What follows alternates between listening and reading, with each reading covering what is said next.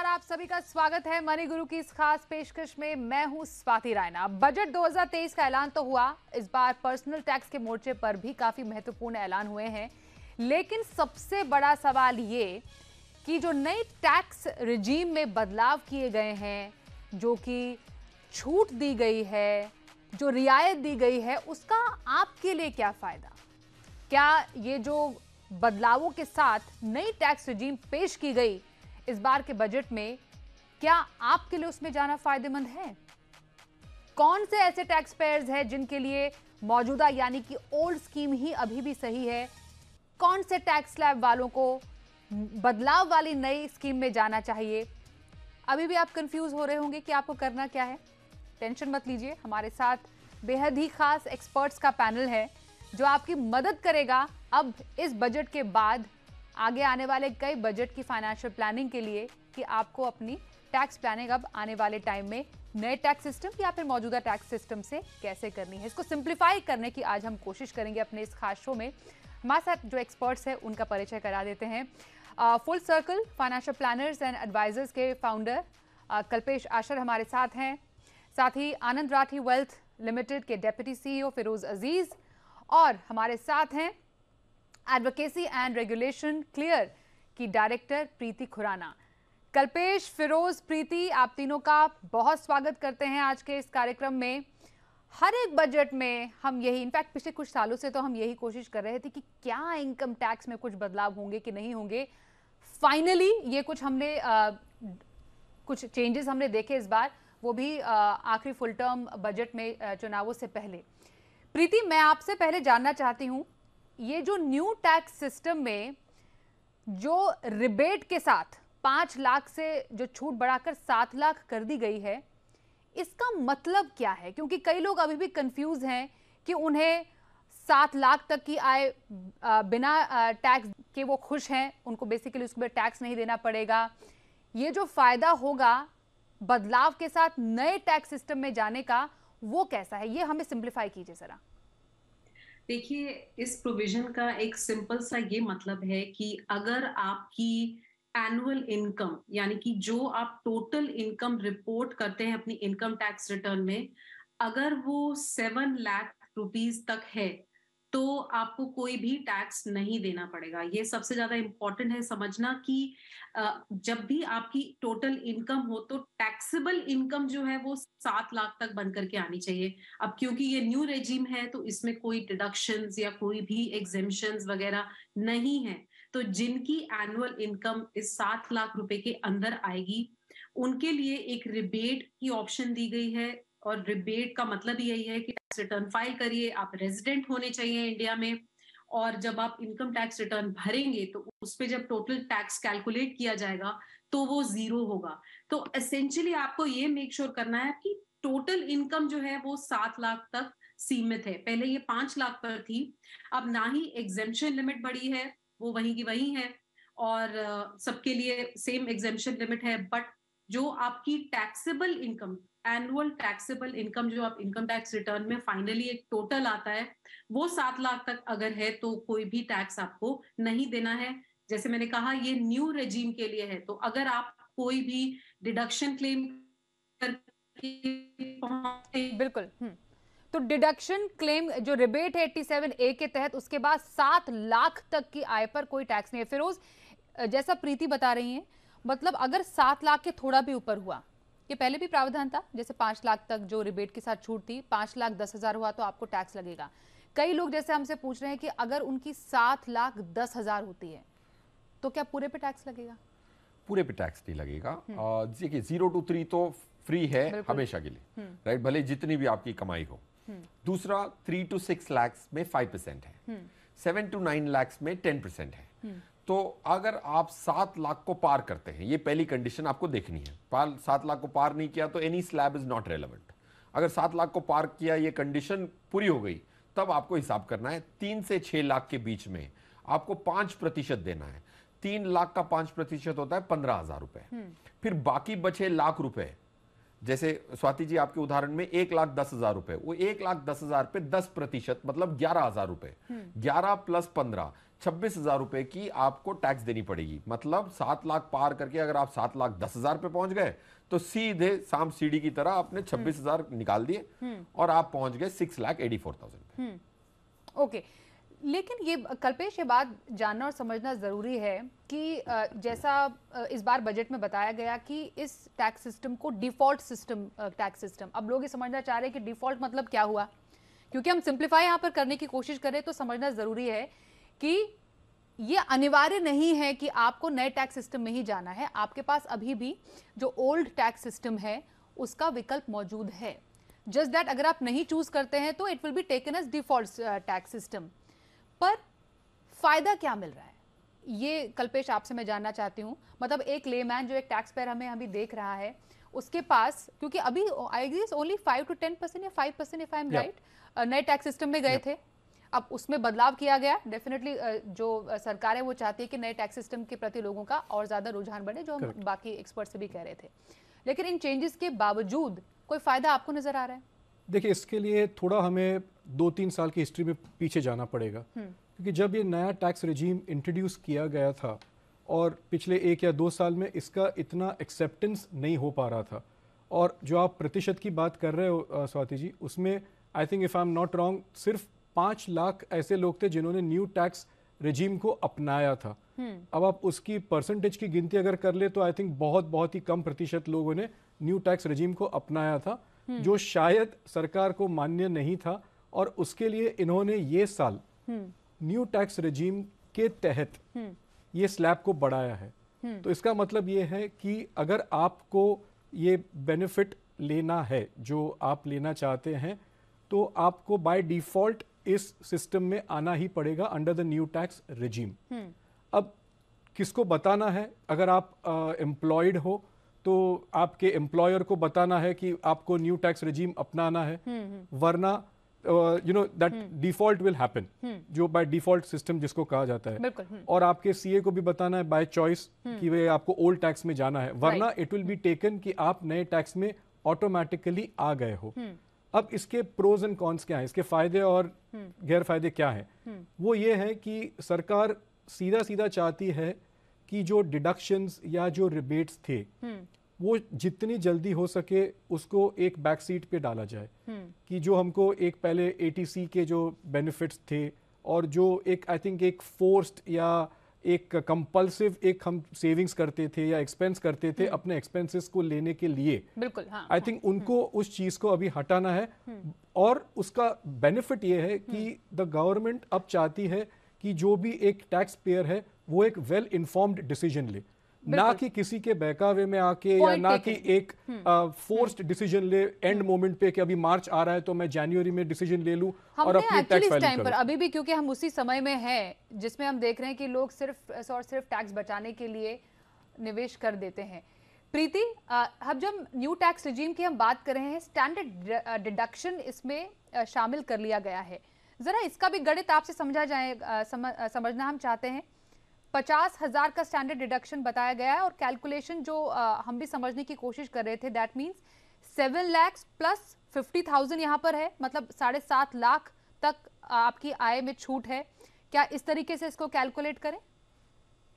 जी बिल्कुल, जैसे standard deduction जो है एक ऐसा लाइन आइटम है कि अगर आपकी जो आपने इनकम रिपोर्ट करी, टैक्स रिटर्न भरी, उसमें अगर सैलरी आ रही है या पेंशन आ रही है तो आपको स्टैंडर्ड डिडक्शन मिलेगी ही मिलेगी। पहले ये ओल्ड रेजिम में होती थी 50,000, तो वही सेम अब न्यू टैक्स रेजिम में ऑफर करी गई है। तो जैसा कि आपने बिल्कुल सही कहा, टोटल सैलरी इनकम निकालेंगे, इसमें टोटल इनकम जो है उस पे नहीं मिलती, स्टैंडर्ड डिडक्शन सैलरी इनकम पे मिलती है। तो जितनी आपकी सैलरी इनकम है उसको इंक्लूड जब किया जाता है टोटल इनकम में, वहां से 50,000 रुपए हटा लीजिए। जैसे आपने कहा, अगर 7.5 लाख मैं ये मान रही हूँ कि और कोई इनकम नहीं है, अगर आपकी सैलरी इनकम सिर्फ केवल वही इनकम है और वो 7.5 लाख है, तो 50,000 का स्टैंडर्ड डिडक्शन आप लेंगे और उसके बाद आपका 0 टैक्स रहेगा। तो ये सभी टैक्स पेयर्स जो न्यू टैक्स रेजिम में फाइल करेंगे उनको ये स्टैंडर्ड डिडक्शन मिलेगी।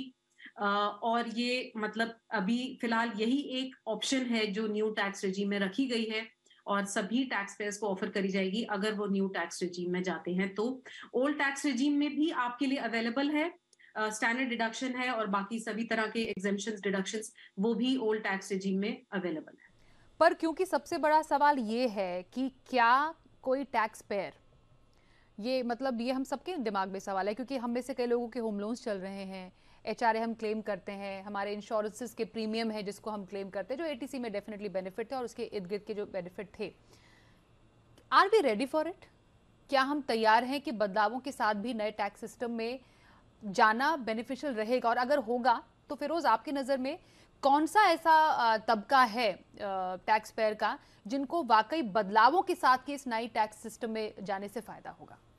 देखिए, मेरे हिसाब से ये जो नए टैक्स सिस्टम में जो जाते हैं उनकी अगर एचआरए चल रही है, जैसे आपने कहा स्वाति जी, वो बहुत डेट्रीमेंटल है उनको नया टैक्स सिस्टम, क्योंकि एचआरए पे 3 कंडीशंस होती हैं। उस आधार पे ऑलमोस्ट आपको 90%, मोस्ट ऑफ द मेट्रोज में 90% की जो आपकी रेंट होती है, 80% की रेंट होती है, वो सीधे डिडक्ट हो जाती है।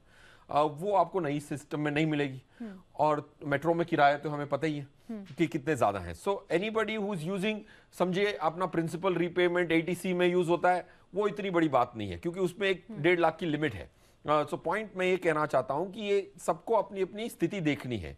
अगर कोई किराए के घर में रहता है और सैलरीड प्रोफेशनल है, उनके लिए नई सिस्टम काफी डेट्रीमेंटल हो सकती है। बट जो अल्ट्रा एचएनआई है, फॉर एग्जांपल 5 करोड़ के ऊपर वाले, उनके लिए तो 17-18 लाख सीधे बैंक अकाउंट में क्रेडिट मिल रहे हैं, तो उनके लिए बहुत अच्छी बात है कि वो नए सिस्टम में जाएं, सरचार्ज लिमिट्स कम हुई हैं। सो पॉइंट मैं ये कह रहा हूं कि ये वन साइज फिट्स ऑल नहीं हो सकता, बट नई टैक्स सिस्टम इतनी अच्छी क्लीन है कि आपको 10% की टैक्स देनी है 15 लाख पे। इससे बेहतर शायद ही कोई दुनिया में लार्ज इकोनॉमी है जिसकी सैलरी टैक्सेस इतनी कम हो सकती हैं कि 5-7 गुना पर कैपिटा इनकम से ज्यादा होने के बावजूद उस कंट्री के आप 10% टैक्स देके छूट सकते हैं। वो जिसमें 37,500, 15 लाख की जो आई थी, उनको 1,87,500 देना था, अब उनको सिर्फ 1,50,000 देना है। तो ये हम एक्चुअली गणित समझने की कोशिश कर रहे हैं कि बेसिकली इस बदलावों के साथ की नई टैक्स रेजिम में फायदा किसको होगा। एक यहाँ पर चर्चा करनी बेहद जरूरी हो जाती है इंश्योरेंस को लेकर। शायद कई लोगों ने, हो सकता है, इसको सही से समझा ना हो या फिर इसका गौर ना किया हो, और ज़रूरी है इसको सिंप्लीफाई भी करना। जो कि बजट में कहा गया कि 5 लाख से ऊपर का प्रीमियम, एक एग्रीगेटेड प्रीमियम की बात यहाँ पर की गई है, अगर होता है तो जो उससे जो आय होती है, राइट, उस पर टैक्स लगाया जाएगा। यूलिप का अलग था जो 2.5 लाख से ऊपर के प्रीमियम पर जो टैक्स लगाने की बात की थी पिछले बजट में, इससे पहले वाले बजट में। कल्पेश, क्या है? देखिए, ये एक चीज़ ऐसी है कि आई थिंक जैसे पहले यूलिप्स को टैक्स फ्री माना जाता था एक प्रोडक्ट, और म्यूचुअल फंड्स में फिर भी एक टैक्स लागू होता था कैपिटल गेन्स के ऊपर। तो आई थिंक पहला उद्देश्य तो इसका है कि दोनों एक इन्वेस्टमेंट कम इंश्योरेंस प्रोडक्ट, जो कभी कभी इंश्योरेंस को माना जाता है, आई थिंक ज़्यादा तौर पे माना जाता है, उसको और म्यूचुअल फंड्स को ऑन पार लाने की कोशिश की गई है कि आप अगर ज़्यादा प्रीमियम भरते हो, मतलब आपकी पॉलिसीज़ में आप 5 लाख से ज़्यादा का प्रीमियम भरते हो, तो आपको जो उसमें मुनाफा होता है, प्रॉफिट होता है, जब आपको उसका रिटर्न्स मिलते हैं, तो वो आपको टैक्सेबल हो जाएंगे, जो पहले टैक्सेबल नहीं हुआ करते थे।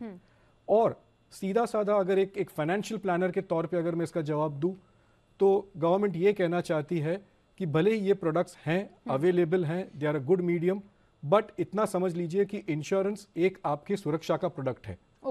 और म्यूचुअल फंड्स या स्टॉक्स हो गए या एफडीज हो गए, वो सारे आपके निवेश के प्रोडक्ट्स हैं। तो आई थिंक इसके ऊपर वो लोग ने एक टैक्स लगा के ये संकेत दे दिया है कि आप 5 लाख के ऊपर का प्रीमियम भरते हो, और वो भी 1 अप्रैल 23 के बाद की ली हुई पॉलिसीज पे, ये इंपॉर्टेंट है। और अभी तक की जो पॉलिसीज है वो शायद छूट जाए इसके ऊपर, लेकिन जो फ्रेश आप लोगे उसके ऊपर ये कायदा लागू होगा। ये कैसे फिरोज, इम्पैक्ट किस पर ज्यादा है?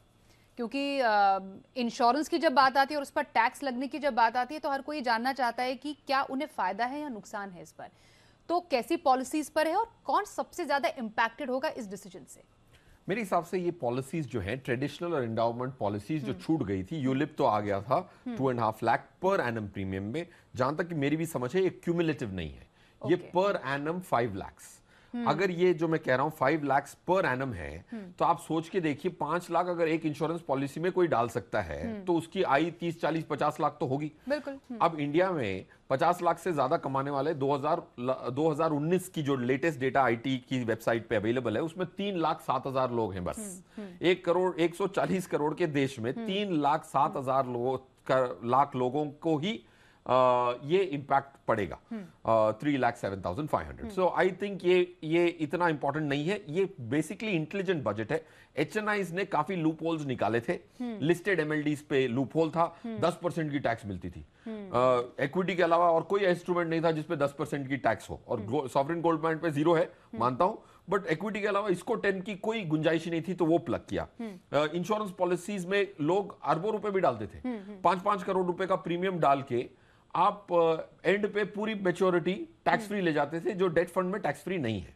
सो आई थिंक ये इंटेलिजेंट बजट है। इट ओनली इंपैक्टेड एचएनआई, और एक तरफ एचएनआई के लूपहोल्स प्लग किए और दूसरी तरफ एचएनआई को इतना बड़ा गिफ्ट दे दिया कि आपको, अल्ट्रा एचएनआई को, कि तुम्हें साल के 20-30 लाख रुपए बच जाएंगे आपके, अगर 5-6 करोड़ की पगार है तो, सरचार्ज रिड्यूस करके। ओके, तो ये एक बहुत ही छोटा परसेंटेज ऑफ तबका है जिस पर आप कह रहे हैं कि इम्पैक्ट पड़ सकता है। इस पे एक चीज कहना चाहता हूँ, फिरोज ने बिल्कुल सही बताई कि जो पहले यूलिप्स को तो कवर कर लिया था, बिल्कुल, हाँ। इस बार एंडाउमेंट और ट्रेडिशनल पॉलिसीज की बारी आई, तो इसमें ये समझने की बात है कि टर्म प्लान जो एक प्योर वेनिला प्रोडक्ट है, वो ही सही मायने में इंश्योरेंस के लिए एक मायने रखता है for everybody, which is a pure production. Indirectly इसका एक, मेरे ख्याल से एक कहते हैं ना, जिस्ट यही निकल सकता है कि टर्म प्लान को थोड़ा सा और अब शायद लोग आकर्षक माने और थोड़ा सा बेनिफिशियल माने। तो क्या अब आपकी बढ़ेगी कमाई, होगी बचत, कर रहे हैं इस पर खास चर्चा। आसान भाषा में हमारे साथ फिरोज अजीज हैं, कल्पेश आशा और प्रीति खुराना से कर रहे हैं खास चर्चा। समय थोड़ा कम है इसलिए बहुत क्विकली अब हम इसको आखिरी सेगमेंट पर लेकर जा रहे हैं। प्रीति, अब टैक्स सेविंग के लिहाज से जो अभी टैक्स सेवर है वो जानना चाह रहा है कि अब उनके लिए बेस्ट सिनारियो क्या हो सकता है। तो आपकी नजर में अभी best case scenario tax payer के लिए क्या है? देखिए, मैं यही कहूंगी कि जब तक ओल्ड रेजिम है, ऐसा लग नहीं रहा है कि अब अगले साल हम ये बातें करेंगे कि अब ओल्ड रेजिम में क्या बदलाव आने चाहिए। अब हम यही बात करेंगे कि न्यू रेजिम में क्या होगा। तो मैं यही कहूंगी कि जितने टैक्स पेयर्स हैं जो बेनिफिट कर सकते हैं इस रेजिम से, उनको करना चाहिए। उससे भी ज्यादा अब बहुत इंपॉर्टेंट हो गया है कि आप और कॉशियस रहें और डिलिजेंट रहें, ध्यान से अपनी जो भी आपकी टैक्स बेनिफिट्स हैं उनको टाइमली क्लेम करें। अगर रीइंबर्समेंट्स हैं उनको जमा करें। हमने एक एनालिसिस किया था तो हमें ये पता पड़ा कि 42% लोग जो फाइल करते हैं क्लियर टैक्स पे, केवल वही 1.5 लाख तक की एग्जेम्पशन को एग्जॉस्ट करते हैं। बाकी बहुत सारे 50% से ज्यादा लोग 1.5 लाख को भी फुली एग्जॉस्ट नहीं करते हैं। तो ऐसा मत करिए। अगर आप ओल्ड रेजिम का फायदा उठाना चाहते हैं जब तक वो है, तो आप बहुत डिलिजेंटली और ध्यान से अपने जो भी टैक्स बेनिफिट्स हैं उनको क्लेम करें। जो एम्प्लॉयर से क्लेम होने हैं उन्हें टाइमली क्लेम करें। और अगर आपकी इनकम ज्यादा है, क्योंकि सरचार्ज जो है वो घट गया है, तो इस हैसल से बचिए। ये सब रिसीट्स और ये एग्जेम्पशंस वगैरह, इनसे कोई फायदा नहीं होगा। आप बहुत ज्यादा टैक्स बचा पाएंगे न्यू रेजिम में, तो उस तरफ चले जाइए। अगर आप 7-8 लाख के बीच में हैं तो ये बहुत ही इंटरेस्टिंग हो सकता है आपके लिए कि कैसे आप जीरो टैक्स तक पहुंचेंगे। और एसेंशियली अगर आप समझदार हैं, अगर आप टाइमली अपनी टैक्स सेविंग करते हैं, अगर आप कैश फ्लोज मेंटेन करते हैं जो आपको अलाउ करे 80C की तरफ जाने में, एनपीएस की तरफ जाने में, तो 2 लाख तक अगर आपकी डिडक्शन होती है और सैलरी में बेनिफिट्स हैं, तो डेफिनेटली ओल्ड रेजिम आपके लिए फायदेमंद रहेगी। एब्सोल्युटली। एक इम्पॉर्टेंट जो अनाउंसमेंट सीनियर सिटीजन्स के लिए हुई है, ये थोड़ा सा डिकोड करते हैं। सीनियर सिटीजन सेविंग स्कीम जो निवेश की लिमिट है उसको बढ़ा दिया गया 15 से 30, एकदम डबल कर दिया गया। तो जो वरिष्ठ नागरिक है उनको कितनी बचत यहाँ पर हुई है?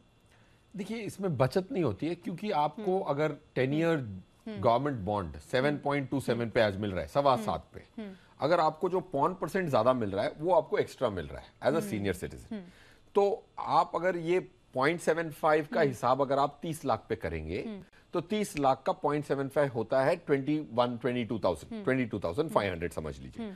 तो अगर ये 22,500 का एक्स्ट्रा ब्याज एक सीनियर सिटीजन को मिल सकता है, पहले 11,000 का फायदा होता, कमाई बड़ी, एक्स्ट्रा इंटरेस्ट मिल रहा है। बिकॉज अगर आप बॉन्ड खरीदने जाते हैं तो 7.25, सीनियर सिटीजन स्कीम की जब लिमिट 30 लाख की हो गई, 8% एक अच्छा रिटर्न है। जैसे कल्पेश सर ब्रेक में बोल रहे थे कि ये लॉक इन हो जाता है 8% पे, ये बहुत important. Kalpesh ji, I am sure can throw more light to it.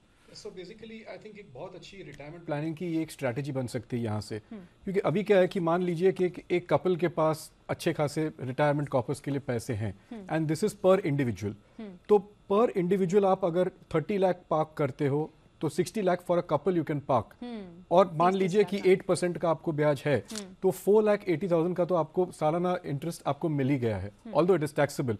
लेकिन एक 15 से 30 एक बहुत ही बड़ी जंप है, और सीनियर सिटीजन्स के लिए जहां पे ये तो फॉर्चुनेटली पिछले 6 महीने से इंटरेस्ट रेट्स बढ़ रहे थे, बाकी सीनियर सिटीजन्स तो बहुत ही बुरे हाल में थे कि हमारे एफडीज के रेट नहीं बढ़ रहे, और एक बहुत बड़ी जंप है। और दूसरी बात आई थिंक एफएम ने कल बताई, ये देखने लायक है कि जो गवर्नमेंट की जो बोरोइंग्स है, गवर्नमेंट ये चाहती है कि उनका जो गैप है between government borrowings and final उनका जो प्रोजेक्शन है, they want to fill it up with the senior citizen की जो उनकी जो एक इनकम जहां से जनरेट होगी वहां से फिल अप करने की उनकी उम्मीद है। तो अगर गवर्नमेंट बोरोइंग्स का टारगेट उन्होंने 11.5 लाख करोड़ रखा है और फाइनल प्रोजेक्शन 15.5 करोड़ का दिया हुआ है, 15.5 लाख करोड़ का, तो सीनियर स्मॉल सेविंग स्कीम्स के ऊपर उनका काफी दारोमदार है इस टाइम वो गैप फिल करने का। बिल्कुल। एक क्विक मैं रिप्लाई लेना चाहूंगी, जो महिला बचत पत्र जिसका अनाउंसमेंट हुआ, क्योंकि जो काफी हमारी महिला जो दर्शक हैं वो जानने की इच्छुक होंगी कि कैसे फायदा होगा उन्हें इस नई स्कीम से।